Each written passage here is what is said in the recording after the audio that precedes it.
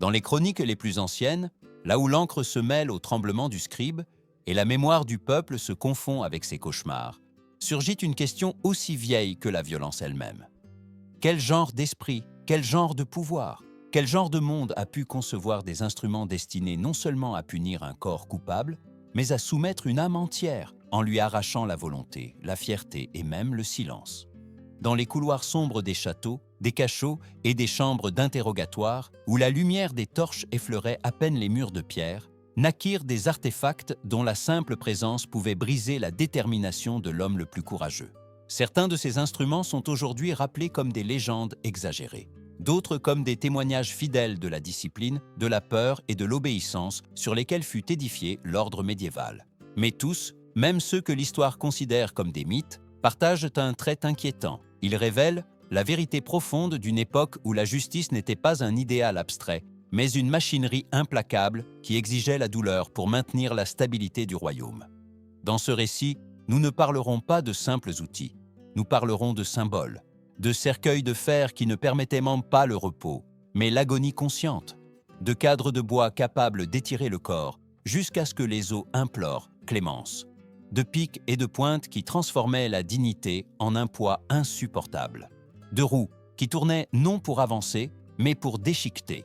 Être chroniqueur de ce temps implique d'accepter que la ligne entre justice et cruauté était aussi mince que le fil d'un couteau, et que les rois, inquisiteurs et magistrats pouvaient brandir ce fil avec l'absolue conviction de servir un bien supérieur. C'était une ère où le spectacle de la souffrance enseignait plus vite que n'importe quelle loi écrite, où la punition publique façonnait le comportement de foules entières et où la morale s'imposait par la peur plus que par la raison. Nous ne prétendons ni revendiquer ni condamner d'emblée ces instruments.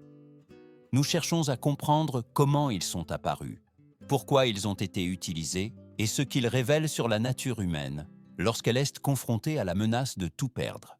Car, même si certains dispositifs n'apparurent physiquement que des siècles plus tard, leur existence symbolique répond fidèlement à une logique médiévale où la douleur était un langage officiel et le silence une monnaie précieuse. Regarder ces artefacts n'est pas un exercice morbide, mais une fenêtre pour comprendre comment la peur a façonné des sociétés entières. Et c'est aussi une invitation à nous demander si la cruauté institutionnelle appartient réellement au passé, ou si elle reste cachée sous de nouvelles formes, plus subtiles, mais non moins efficaces. Plongeons alors dans l'obscurité des chambres de torture, où la loi se tordait avec les os, où la morale se confondait avec la douleur et où chaque instrument avait un but qui allait au-delà du châtiment. Garantir que la voix du pouvoir soit la seule à pouvoir être entendue. Car dans ce voyage, nous ne décrirons pas seulement des mécanismes. Nous décrirons une ère où l'humanité a appris que la peur pouvait être aussi tranchante qu'une épée et aussi résistante que le fer. Parmi tous les instruments que l'imagination humaine a pu concevoir, rares sont ceux qui provoquent un frisson aussi profond que la Vierge de fer. Ce n'était pas une simple boîte ni un caprice de forgeron, mais la représentation la plus inquiétante de la manière dont le châtiment pouvait prendre la forme d'une étreinte mortelle. En apparence, ce sarcophage de forme humaine semblait une statue silencieuse, rigide, presque dévotionnelle. Mais en s'ouvrant, il révélait sa vraie nature. Un ventre tapissé de pointes de fer qui, sans tuer immédiatement, déchirait lentement la chair de celui qui y était condamné. Chaque pointe, placée avec un calcul pervers, évitait les organes vitaux et se dirigeait vers les muscles, les membres et les zones particulièrement sensibles, permettant à la victime de rester consciente, piégée dans un état constant d'agonie lucide. Le mythe raconte que cet appareil est né au Moyen Âge, bien que les plus anciens registres physiques n'apparaissent qu'au XVIIIe siècle, notamment à Nuremberg. Cependant, même si son existence matérielle ne coïncide pas avec la période médiévale, son essence appartient bien à cette époque où la punition n'était pas seulement pratiquée, mais exhibée comme un avertissement public. Les chroniques mentionnent que les portes de la Vierge se fermaient lentement, émettant un son métallique qui résonnait comme une lamentation. L'intérieur était plongé dans une obscurité absolue, un silence rompu uniquement par la respiration tremblante de celui qui, pris entre le fer et la mort, comprenait que la douleur serait sa seule compagnie. Il n'y avait pas d'échappatoire, et le temps perdait tout son sens.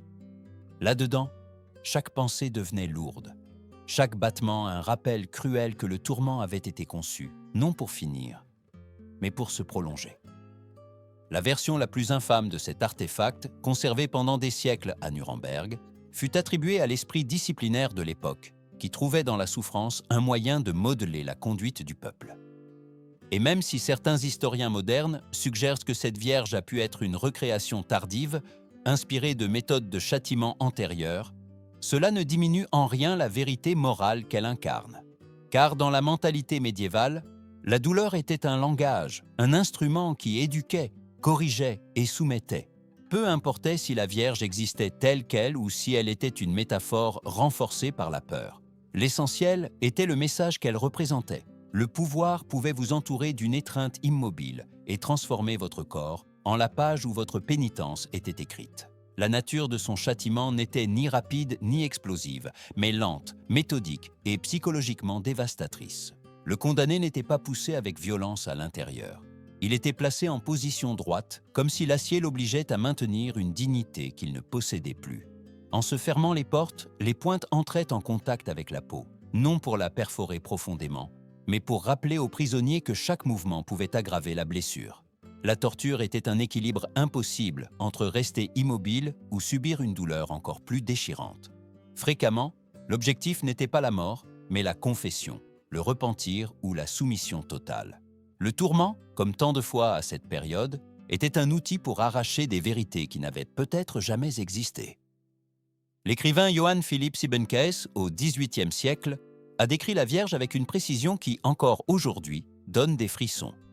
Bien que beaucoup doutent de la véracité complète de son récit, il est certain que sa description reflète exactement la logique de l'époque.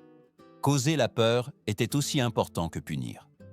La simple idée d'un cercueil métallique qui emprisonnait lentement sa victime, l'enveloppant d'acier froid et d'un silence absolu, suffisait à briser des volontés sans qu'il soit nécessaire de l'appliquer réellement. C'est ainsi que fonctionnait la discipline médiévale, non seulement par la souffrance, mais par l'ombre de la souffrance. Dans la Vierge de fer, nous trouvons l'essence d'une ère où le châtiment devait être vu, craint et rappelé. Bien que son existence matérielle soit discutée, sa présence symbolique est irréfutable.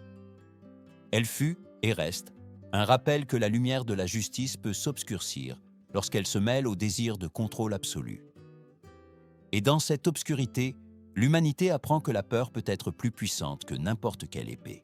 Si la Vierge de fer représentait l'étreinte froide du silence, le chevalet était son revers brutal, un instrument qui n'enfermait pas le corps, mais l'exposait complètement au pouvoir du bourreau. C'était une machine de bois et de cordes, apparemment simple, mais crainte par tous, des paysans aux nobles. Sa conception consistait en un cadre rectangulaire, solide comme les fondations d'un château, équipé de rouleaux aux extrémités. Les poignets et les chevilles de l'accusé étaient attachés avec de grosses cordes qui étaient tendues au moyen d'un mécanisme de rotation. À chaque tour, à chaque craquement du bois, les membres du prisonnier étaient forcés de s'écarter dans une direction qui défiait les limites naturelles du corps humain. Il n'y avait pas d'échappatoire, pas de répit. Le chevalet transformait le corps lui-même en le champ où se livrait la bataille entre le silence et la confession. La première tension semblait supportable, mais bientôt les articulations commençaient à protester. Les épaules cédaient, les hanches se déplaçaient et les genoux craquaient comme des branches sèches sous le poids de l'hiver. La souffrance ne provenait pas uniquement de la douleur physique, mais de la certitude que tant que les cordes resteraient intactes, la torture pouvait se prolonger. C'était un tourment patient, presque rituel, où le bourreau avançait lentement, observant le corps s'étirer et approcher du seuil de l'impossible. Et pourtant, le chevalet recherchait rarement la mort. Sa fonction était plus efficace que cela, forcer des mots, arracher des noms, fabriquer des confessions, réelles ou inventées, qui alimentèrent la machinerie judiciaire et politique du moment. Le chevalet fut largement utilisé en Europe, particulièrement de la fin du XIIIe siècle jusqu'à l'époque moderne. Il fut célèbre en Angleterre sous le règne d'Édouard Ier et plus tard sous les Tudors. Dans la Tour de Londres, l'appareil était connu sous le nom de fille du duc d'Exeter, une dénomination ironique qui cachait la crudité de l'instrument derrière un voile de courtoisie sombre. Là, dans les cachots humides de la Wakefield Tower, d'innombrables prisonniers entendirent le son des rouleaux avant que leur corps ne soit soumis à la tension irrésistible des cordes. Et bien que les lois anglaises déclaraient que la torture n'était pas une pratique acceptée, la célèbre phrase du juriste Edward Coke en 1603 révélait la contradiction du pouvoir. La loi d'Angleterre ne permet pas la torture, mais dans certains cas, l'ordre du roi est obéi. Il n'y avait pas d'échappatoire lorsque l'autorité invoquait sa volonté. L'un des cas les plus connus liés au chevalet fut celui de Guy Fawkes, conspirateur du complot des Poudres de 1605. Sa signature, qui au début était un gribouillis à peine lisible, devint plus reconnaissable après la torture. La transition de cette écriture tremblante révèle un message silencieux. Le chevalet parle à travers les corps. Et dans ce langage de douleur, même l'homme le plus déterminé devenait l'instrument de la volonté d'autrui. La souffrance qu'il produisait ne s'arrêtait pas lorsque les cordes étaient relâchées. Beaucoup de ceux qui survivaient à une séance restaient avec des paralysies permanentes, des articulations disloquées qui ne retrouvaient jamais leur place, et une douleur qui s'infiltrait dans les os pour les accompagner jusqu'à la mort. Certains succombaient des jours plus tard en raison d'infections, de fièvre ou de complications internes. Ainsi, bien que le chevalet ne fût pas conçu pour tuer immédiatement, son ombre pouvait se prolonger pendant des mois ou des années, rappelant à la victime et à la communauté que la discipline du royaume était ferme et absolue. Le chevalet incarne l'essence même d'une période où la vérité pouvait être arrachée par la force, où la loi se tordait autant que les corps et où la confession devenait une monnaie obligatoire. Pour ceux qui en étaient les témoins, c'était un avertissement.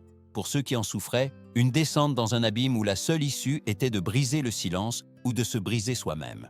Et pour l'histoire, il reste le témoignage le plus clair que la douleur ne détruit pas seulement les corps, mais construit aussi l'obéissance.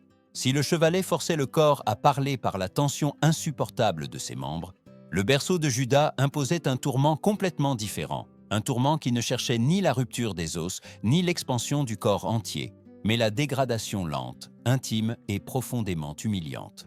Cet instrument, utilisé dans certains territoires d'Italie et d'Espagne pendant les derniers siècles médiévaux et les débuts de la Renaissance, consistait en un support avec une pointe pyramidale, généralement en bois durci ou en métal. Son design semblait simple, presque rudimentaire, mais il cachait une logique de cruauté extrêmement raffinée. La victime était suspendue par des cordes, laissant son corps pendre au-dessus du sommet de cette pyramide. Puis, par des mouvements calculés, elle était lentement descendue jusqu'à ce que le poids de son propre corps commence à se concentrer sur une zone délicate, provoquant une douleur presque impossible à supporter. Le plus perturbant de cette méthode était sa précision. La pointe n'était pas assez aiguisée pour percer immédiatement, mais assez ferme pour appliquer une pression progressive, obligeant la victime à supporter une agonie qui croissait à chaque seconde. Il n'y avait pas d'impact soudain, ni d'explosion violente de douleur.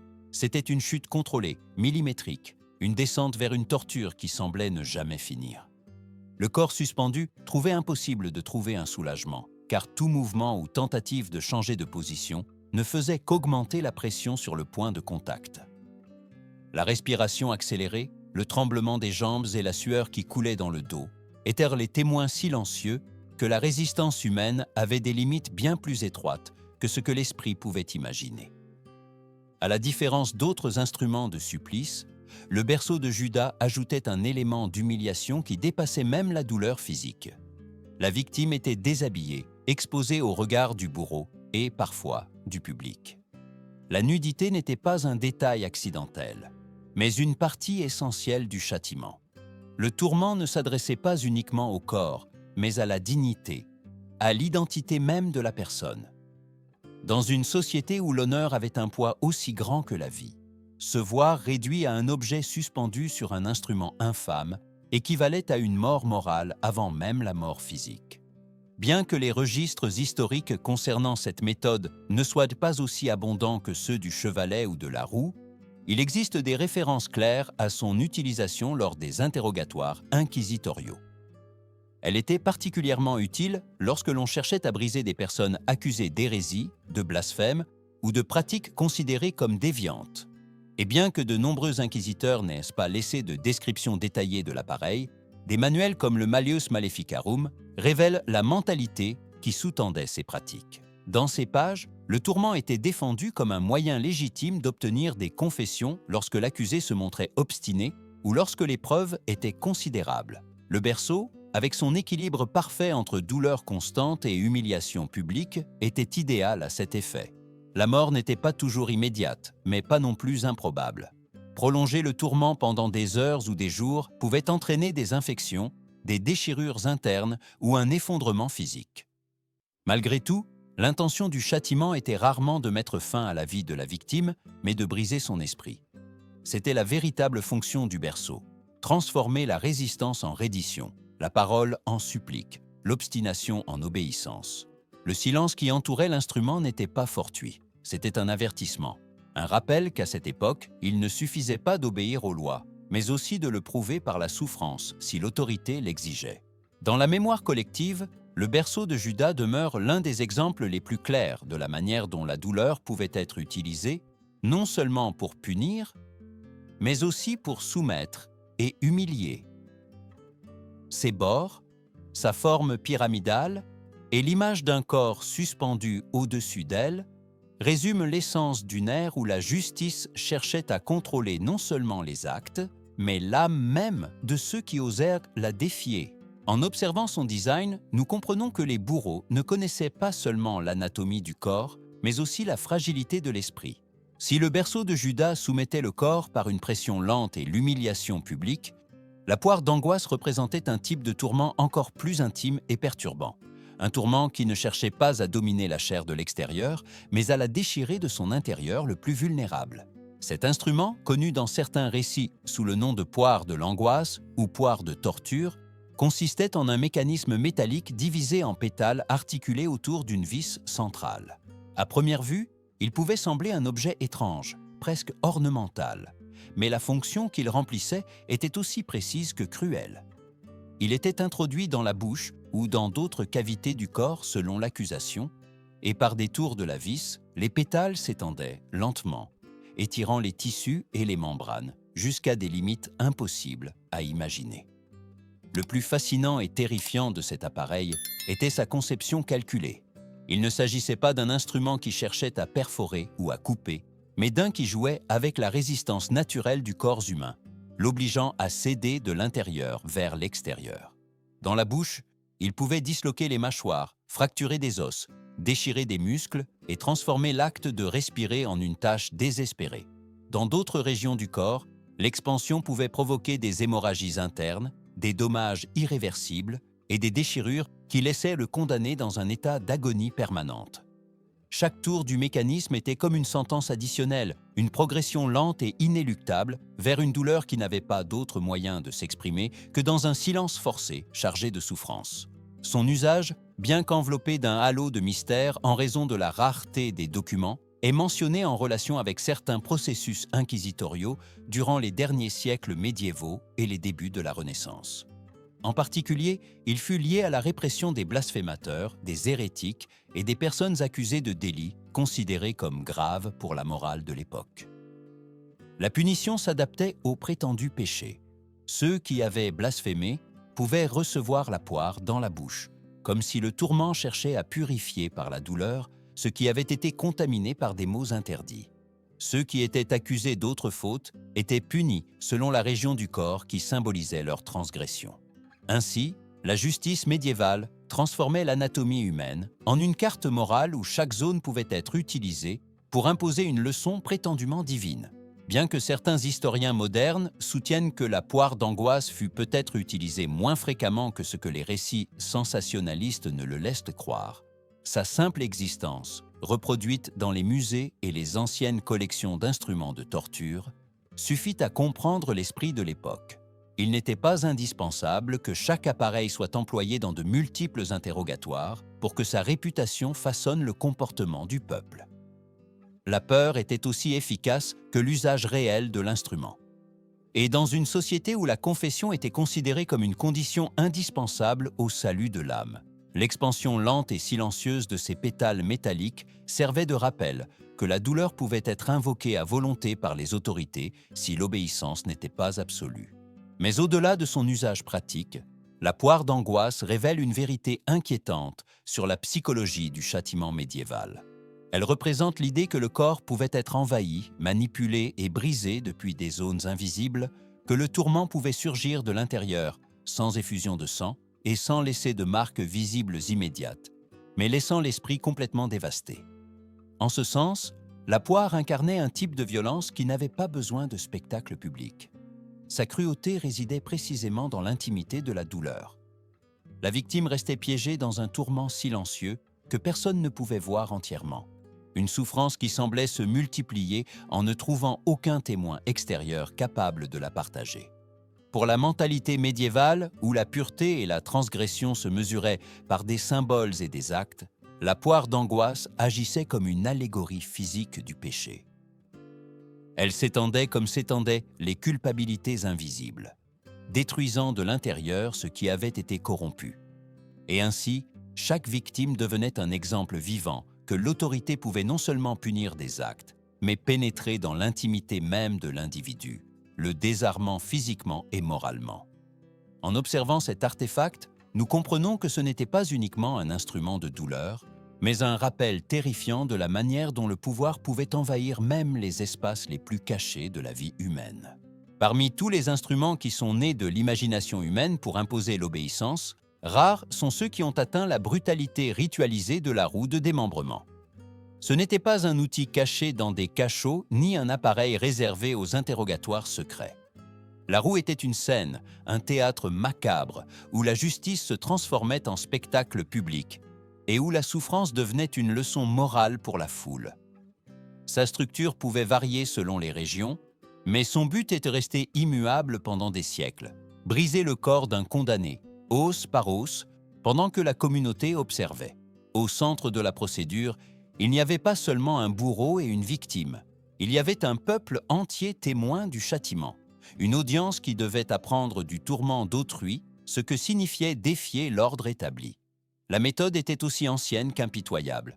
Le condamné, attaché à la roue ou placé sous elle, était frappé avec un maillet ou une barre de fer dans un ordre spécifique.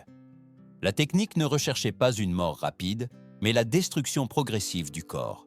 Les membres étaient fracturés un par un, en commençant par les os les plus longs. Le bourreau devait éviter les artères ou les coups fatals qui précipitèrent la fin, car la finalité de la roue était de prolonger la souffrance autant que possible. Le corps, brisé en de multiples points, devenait une masse douloureuse incapable de se soutenir. Et lorsque la séquence de coups se terminait, le bourreau entrelaçait parfois les restes entre les rayons de la roue, exhibant la victime comme symbole du pouvoir qui avait dicté sa condamnation.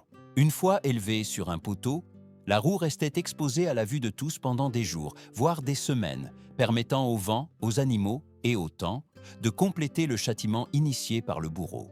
La roue n'était pas seulement un mécanisme, elle représentait une idéologie entière. La souffrance pouvait purifier le peuple, pouvait dissuader les comportements indésirables et pouvait réaffirmer l'autorité de ceux qui gouvernaient.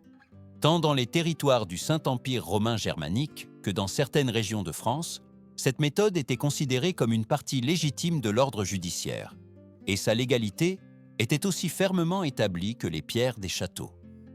Des manuels de droit détaillaient avec précision les zones du corps où devait tomber le maillet, les tours du bourreau et la hauteur adéquate pour placer le poteau qui soutiendrait la roue une fois le châtiment terminé. L'acte n'était pas improvisé mais ritualisé, presque liturgique dans sa structure. L'un des cas les plus notoires qui ait survécu aux registres historiques est celui de Peter Stump, exécuté en 1581 dans la ville de Münster. Accusé de sorcellerie, de meurtre et de cannibalisme, sa sentence devint un spectacle public auquel assistèrent des habitants de tous les coins voisins. On disait qu'il avait reçu 37 coups, chacun destiné à ne pas tuer mais à lacérer. Après la fracture de ses membres, son corps fut fixé sur la roue et exposé. Cette exécution devint l'un des exemples les plus cités de l'utilisation de cette méthode, non seulement par la violence qu'elle impliquait, mais par la manière dont le peuple assista à la destruction d'un homme transformé en symbole du mal. La roue, à ce moment-là, fut à la fois châtiment, avertissement et célébration d'un pouvoir qui se croyait juste et inébranlable. Dans la tradition médiévale, la mort publique était une forme d'éducation. Ce qui devait être appris n'était pas uniquement les conséquences des crimes, mais l'idée que la justice, lorsqu'elle était exercée par l'autorité légitime, pouvait adopter des formes extrêmes. La roue servait à rappeler à tous que la communauté devait rester unie face au péché et à la trahison, et que l'ordre social pouvait être maintenu par la peur collective. Certains récits hagiographiques mentionnaient même des saints martyrisés sur des routes similaires, ce qui ajoutait une dimension spirituelle à ce châtiment. Cependant, la différence entre la fiction dévotionnelle et la réalité était abyssale. Là où la légende parlait de miracles et de survie divine, la roue réelle laissait des corps brisés et des témoins silencieux d'une justice qui préférait briser le corps plutôt que de permettre une fracture dans l'ordre du royaume. Le pouvoir de la roue ne se limitait pas au moment du châtiment. Son impact continuait lorsque le cadavre, exposé pendant des jours, devenait un rappel permanent que l'autorité veillait et punissait sans hésitation. Les oiseaux charognards, le passage du temps et le regard constant des passants complétèrent le message, un message qui résonnait à chaque coin du village. La roue n'était pas seulement un instrument judiciaire, c'était un monument à la peur, un autel du contrôle social où la souffrance humaine se transformait en avertissement éternel. En contemplant cette méthode à travers les chroniques anciennes, on comprend que la roue est peut-être le reflet le plus net d'une époque où la justice se confondait avec la nécessité d'exhiber le châtiment. Car au fond, au-delà de la douleur infligée, la roue célébrait un principe fondamental de l'ordre médiéval. L'humanité pouvait se plier, se briser et s'anéantir publiquement si cela permettait de préserver l'idée de stabilité. Et dans ce silence qui suivait le dernier coup du bourreau, la roue continuait de tourner dans la mémoire de tous. En parcourant ces instruments de tourment, de l'étreinte immobile de la Vierge de fer au spectacle public de la roue de démembrement, il est impossible de ne pas se demander quelle place occupait réellement la justice à une époque où la souffrance était considérée comme un outil légitime pour préserver l'ordre. Pour nous, témoins tardifs de cette ère, chaque machine, chaque méthode et chaque récit révèlent un monde qui connaissait la douleur non comme un accident, mais comme une institution. Cependant, il serait erroné de penser que la cruauté médiévale n'était qu'un excès irrationnel. Dans son contexte, ces châtiments étaient justifiés par la religion, la loi et la coutume, et étaient les considérés comme nécessaires pour maintenir les peuples unis face à la menace de l'hérésie, de la trahison ou de la désobéissance. Ainsi, la douleur est devenue un langage officiel, un moyen d'enseigner, de discipliner et de contrôler. Mais le passage des siècles nous permet d'observer quelque chose de plus profond. Les instruments décrits n'ont jamais été de simples outils physiques. Ils ont été des miroirs où l'humanité a reflété ses peurs les plus anciennes. La peur du désordre, du mensonge, de la rébellion, du péché, de la fragilité du corps et de l'esprit. Beaucoup de ces appareils n'ont pas survécu à leur propre légende ou, comme la Vierge de fer, n'appartenaient même pas pleinement au temps qui leur est attribué. Cependant, leur signification symbolique pèse encore sur notre mémoire collective, nous rappelant que les sociétés, lorsqu'elles craignent de perdre leur identité, peuvent recourir à des mesures qui détruisent des vies au nom de la stabilité. L'histoire démontre que la ligne entre la justice et la cruauté est plus fragile que nous ne voudrions l'admettre. En regardant en arrière, nous constatons que ces instruments n'ont pas disparu uniquement en raison de leur brutalité, mais parce que les idées qui les sous-tendaient ont commencé à s'effondrer. La notion que la vérité pouvait être extraite par la douleur s'est révélée erronée. Les confessions obtenues sous la torture se sont avérées peu fiables. Le spectacle de la souffrance a cessé d'être perçu comme une leçon morale et a commencé à être perçu comme la dégradation de la condition humaine. Et pourtant, bien que nous ayons abandonné ces machines, nous ne pouvons pas affirmer que nous avons complètement laissé derrière nous la logique qui les a créées. Aujourd'hui encore, il existe des systèmes où le pouvoir est exercé par la peur, où la violence est justifiée comme une nécessité, où le châtiment cherche à modeler les comportements plus qu'à réparer les dommages. C'est pourquoi, en terminant ce parcours, Une question inévitable se pose. Qu'avons-nous réellement appris de cet héritage de douleur? Peut-être le plus important est-il de reconnaître que la civilisation ne progresse pas uniquement lorsqu'elle détruit ses instruments de supplice, mais lorsqu'elle choisit de renoncer à la mentalité qui les a rendus possibles. La vraie justice n'a pas besoin du spectacle ni du châtiment qui anéantit. Elle a besoin de compréhension, d'équilibre et d'humanité, qualité absente dans les chambres de torture médiévales, mais indispensable pour la société que nous souhaitons construire. Ce récit, bien que profondément marqué par l'horreur du passé, se veut une invitation à regarder le présent avec des yeux critiques. Avons-nous complètement dépassé cet héritage ou continuons-nous à le répéter, déguisé sous de nouvelles formes? La réponse appartient à chaque lecteur, à chaque spectateur et à chaque conscience qui ose affronter ces questions. Je vous invite à partager votre opinion dans les commentaires.